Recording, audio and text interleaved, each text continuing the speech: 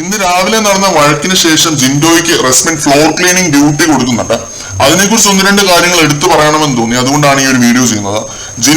ജിൻഡോ അനുസരിക്കുന്നതുകൊണ്ട് അവർ പറഞ്ഞ പാടെ തന്നെ ജിൻഡോയ്ക്ക് ഒരു കൗണ്ടർ ആർഗ്യുമെന്റ് തിരിച്ചു പറയാമായിരുന്നു. വേണമെങ്കിൽ പവർ ടീമിലുള്ള ഒരാൾക്ക് ആ പവർ ഉപയോഗിച്ച് പവറുള്ള മറ്റൊരാളെ ശിക്ഷിക്കാനുള്ള അധികാരം ഇല്ല എന്ന് തന്നെയാണ് എന്റെ വിശ്വാസം. പവർ ടീമിലുള്ള ഒരാൾക്ക് മാത്രം മറ്റുള്ളവരെക്കാൾ അധികാരം ഉണ്ടെങ്കിൽ പിന്നെ അയാൾ മാത്രം സർവ്വാധികാരിയായിട്ടിരുന്നാൽ പോരെ.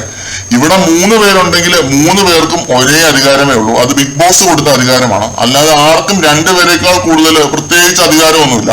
റസ്മിൻ എന്താ കൊമ്പുണ്ടോ? അർജുൻ എന്താ വാലുണ്ടോ? ഇവരെ പേടിച്ച് ഇവര് പറയുന്നത് അനുസരിച്ച് ജിൻഡോയ്ക്ക് എന്താ നട്ടലും നാക്കുമൊന്നുമില്ലേ?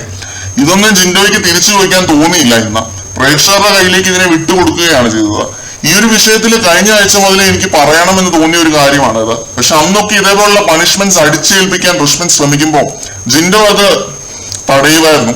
പക്ഷെ ഇന്ന് അത് അക്സെപ്റ്റ് ചെയ്തു. അതിന് കാരണം ആ ഒരു ചായയുടെ വിഷയത്തിൽ ജിൻഡോ ഒരു കള്ളത്തരം പറഞ്ഞു എന്നതുകൊണ്ട് തന്നെയാണ്. 100% പെർഫെക്റ്റ് ആയ ഒരു പുണ്യാളച്ചനല്ല നമ്മുടെ ജിൻഡോ. എല്ലാം ഒന്നും എല്ലാത്തരം ഓഡിയൻസും സ്വീകരിക്കണം എന്നുമില്ല. ജിൻഡോ ഈ കള്ളത്തരം പറഞ്ഞ് അതൊരു മാരക അവസ്ഥയിലേക്ക് എത്തും. അന്ന് അതൊരു നെഗറ്റീവായും മാറും ജിൻഡോയ്ക്ക്.